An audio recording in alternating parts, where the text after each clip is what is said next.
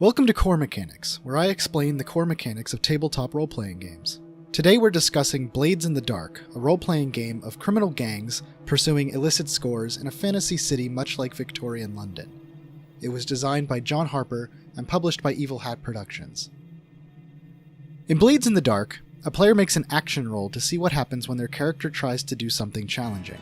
The process requires a few steps, and Blades in the Dark explores some interesting space when setting up one of these rolls.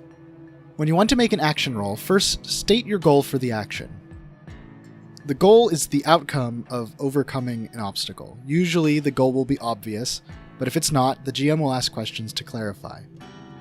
Then you decide which of your action ratings to roll. Characters have ratings for different actions, such as Hunt, Command, or Survey.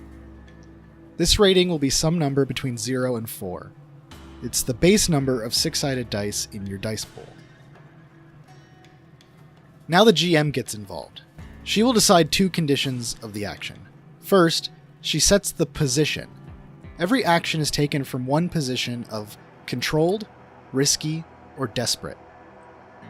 This position determines how dangerous or costly the action may be. The default position is risky. Then the GM decides what the effect level of the action will be. An action can have either limited, standard, or great effect. Factors of potency, quality, and scale may drive the effect level up or down. Some actions may even have a base effect level of no effect.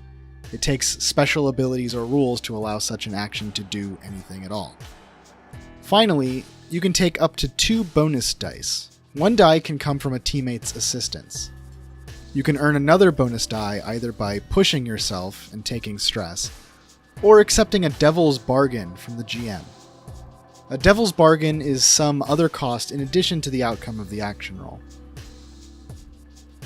Now pick up a number of 6-sided dice equal to your action rating plus any bonus dice and roll them. Find the single highest die and determine your result based on its value. If the die is a 6, you achieve a full success. You do the thing you wanted to do at little cost, unless you accepted a devil's bargain for a bonus die. If you rolled more than 1 6, you achieve a critical success and earn increased effect. A lower result is where the action gets interesting. If your highest die is a 4 or 5, you score a partial success. The exact results depend on what position the action was taken from, but there will be some kind of consequence. Lasting harm, a complication, or reduced effect. If your highest die was a 1, 2, or 3, you get a bad outcome. Things go poorly. You probably fail, and there will definitely be consequences.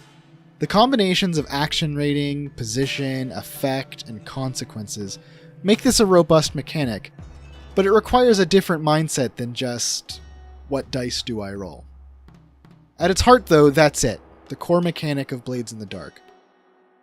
If you have any questions, please ask them in the comments. If you liked this video, give it a thumbs up and share it all over the place. If you want to see more videos like this, click the subscribe button.